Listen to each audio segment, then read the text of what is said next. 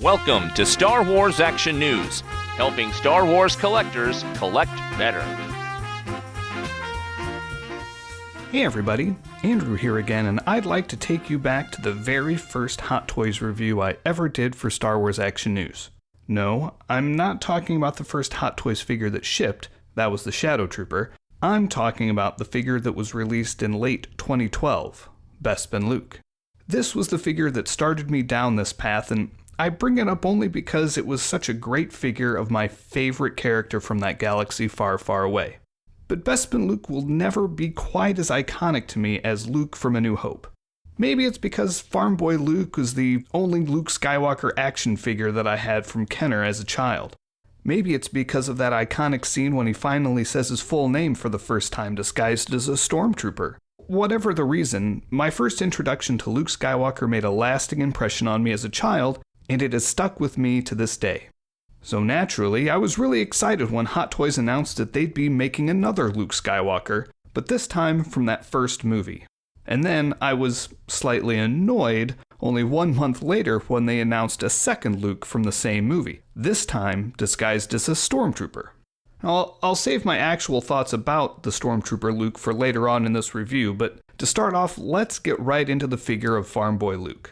If you remember, one of the things that I was most impressed about the Bespin Luke figure was the facial likeness, and this one rises to the expectation and might actually be slightly better of a representation of Mark Hamill.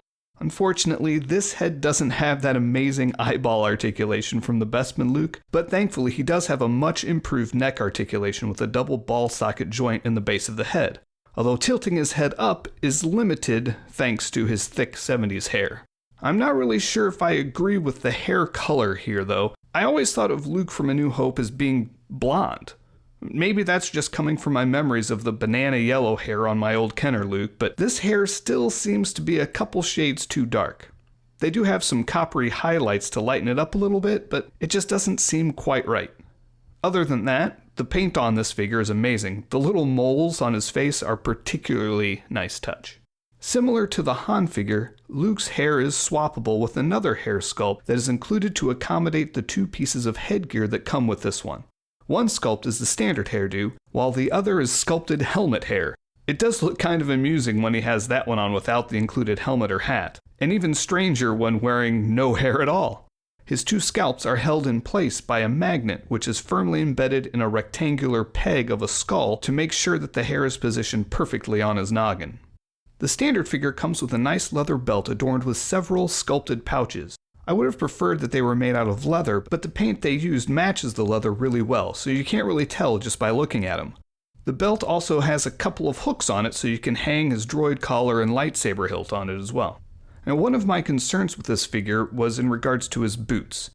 The boots that were on the Bespin Luke were just one piece of fabric that was glued onto his foot. And I was wondering how they would pull that off with Farmboy Luke's shin wrappings. Well, what they ended up doing was doing the boots in two pieces of hard plastic. So there's a shoe that has the typical ball-jointed articulation, and then the wrappings as a separate piece that meet the shoe at the ankle.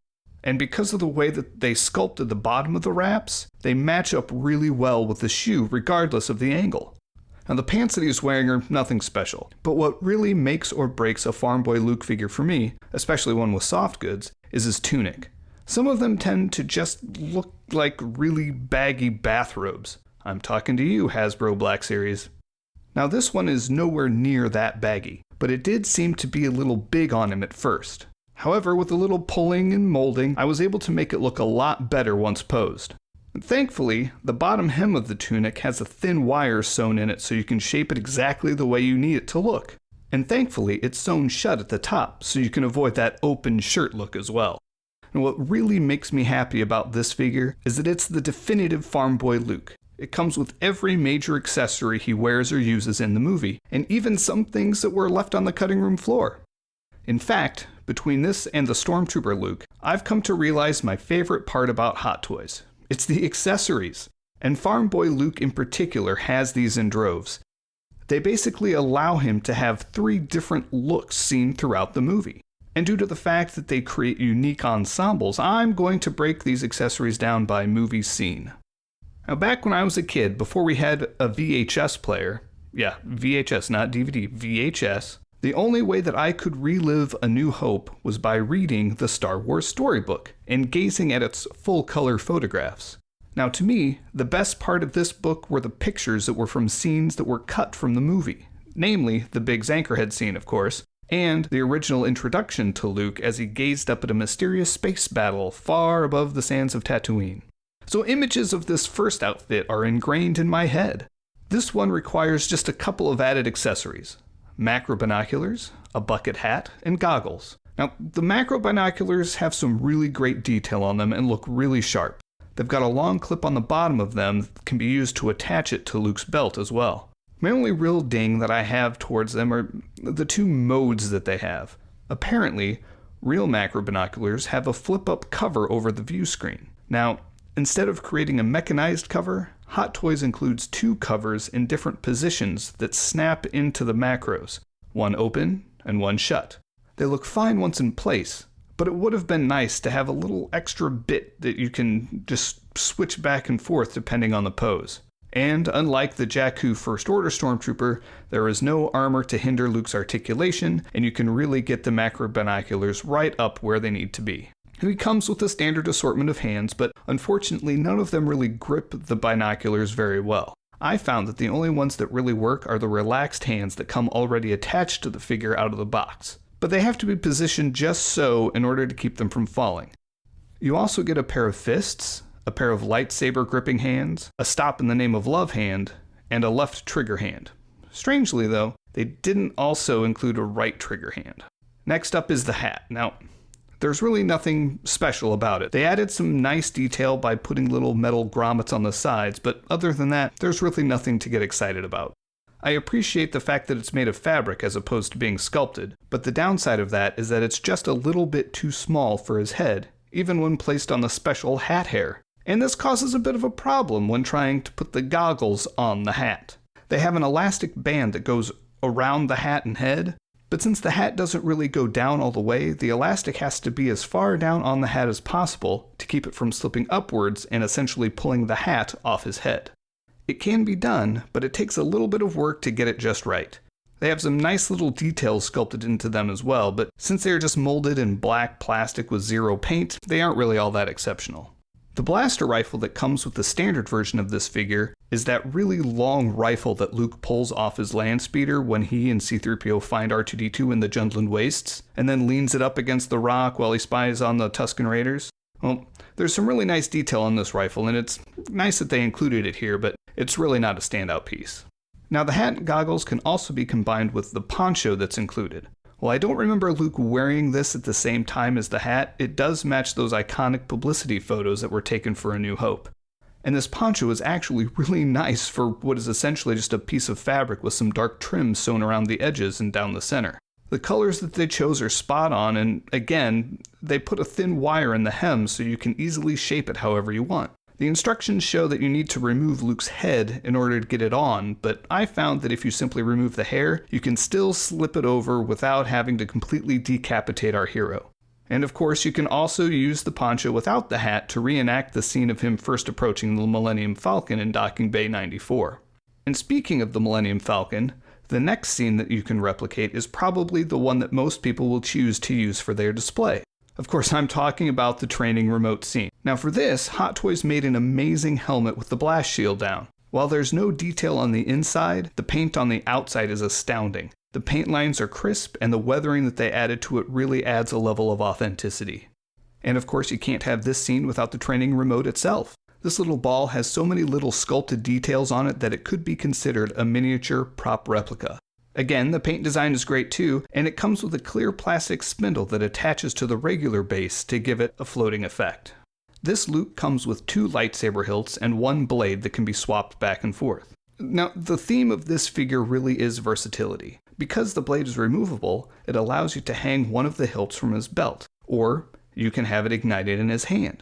The other hilt that it comes with is permanently attached to a second right arm that can be swapped out at the elbow. Now, why is it permanently attached? Well, because it has a light-up feature.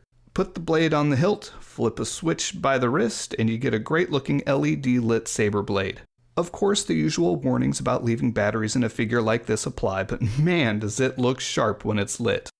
The only downside here is that it has limited wrist articulation, so if you really want to pose him with any angle to his wrist, you'll need to use the other hilt. Moving on, we have the accessories that come with the exclusive version: the Stormtrooper belt, blaster rifle, and grappling hook. Now these round out the final outfit that you can have Luke wear from this box, and they really look sharp on him. The belt is the same belt that comes with the Stormtrooper figures, but it has an added clip to hold an included comlink, which has some really great detail like the textured end for the microphone. The grappling hook is basically just a little box that has a string attached to a spring-loaded hook on a stem. The spring part is a nice little detail because when the hook is in the box, it's folded up and inserted into a little ring, so when you pull it out of the ring, the hooks automatically spring open. Just a nice little detail. Now, unfortunately, the instruction book does say to not try to pull the string out as you could damage it, which was strange to me because there's a little gear on the bottom of the box that makes it look like it could be used to, wind the string back up again. But we're missing a scene in between, right? Yeah, well, remember when I said that I was annoyed that a month after this figure was announced, they revealed an exclusive Stormtrooper Luke figure? Well, at first my annoyance was because it was basically just going to be a head swap, right? I mean, I figured Hot Toys was just going to take the short Stormtrooper that came in the Trooper 2-pack and plop the head from Farmboy Luke on it. And for a long time I refused to order it because I figured I could do that myself. Well, of course, then I got the Han figure and tried to do a head swap with that one and found that the head wouldn't fit the ball joint of the taller Stormtrooper. So after much debating with myself, I went ahead and ordered the Luke in Stormtrooper disguise. And boy, am I glad I did. This was one of those cases where you have the lowest of expectations going in and are completely blown away by what you actually get. Turns out I was only partially correct. Yes, this does use the exact same head that was used on Farmboy Luke. Yes, it does have the same body as the short Stormtrooper from the 2-pack. But there are several subtle differences in the armor. If you remember my review of that 2-pack, I said that what they did with the shorter Stormtrooper was to just take the same armor from the tall Stormtrooper and put it on the smaller body, which made it look like it didn't fit quite right. Mainly, the chest armor covered up most of the abdomen, so you couldn't see all the detail there because it was hidden beneath. It also led to some issues with abdominal articulation because it was so binding. Well, here, they surprised me by actually making a new, shorter chest plate. So you can see all those little painted dots on his stomach and you can move him a lot easier. So that's point one that really impressed me. Next up is the helmet. Now, I guess I didn't quite read the fine print so well in the description, but I had no idea that this helmet could actually be swapped out with Luke's head. So I thought that was really nice. It comes with a little foam insert so it fits right on where it needs to go. Plus, the detail that is in this helmet is incredible. While the blast helmet that came with Farmboy Luke has no internal detail, this one has more detail than I could have imagined. The fact that they put that much effort into something that would probably never be seen unless somebody actually picked it up and looked inside, well done, Hot Toys. Well done. It also comes with the same belt and comlink that the exclusive Farmboy Luke has, as well as a specific right hand for holding the comlink. And there is also the same grappling hook. But wait, what's this? You can pull the string out of this one? And you can turn that little gear to wind it back up again? How awesome is this?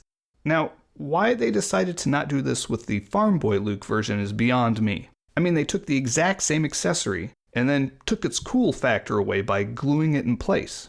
Seems really strange to me. I mean, if anything, you'd think that they'd reverse it. Have the stationary one on the Stormtrooper version and then put the working version on the exclusive Farmboy, since that's the outfit that actually pulls the grappling hook out. But I doubt we'll ever know. He also comes with a set of binders. Now, these are nice. I like the color that they used, and they open and shut just like you see them do in the movie, but they really don't have any use here unless you also have the Chewbacca figure to put them on. So yeah, this figure, while seeming to be just a head swap, is a welcome surprise. It's currently on waitlist over at Sideshow, and I would say that if you missed out on the Stormtroopers, which are now sold out, go get this figure.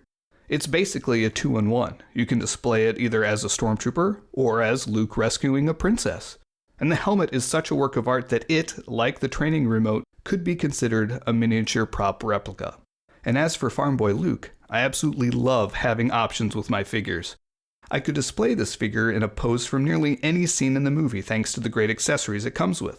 I'm so thankful that they didn't go the route of releasing a Farmboy Luke figure, and a Desert Hat Luke figure, and a Training Remote Luke figure, and a Death Star Escape Luke figure. The fact that they were able to pack so much in really makes this figure a must-own in my opinion.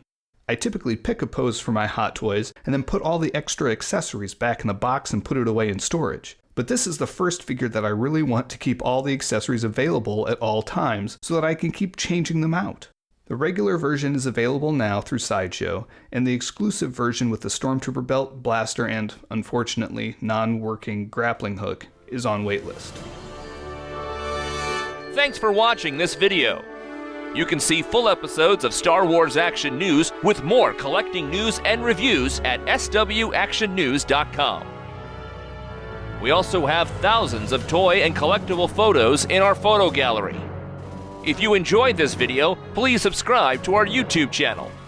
May the pegs be stocked and the Force be with you.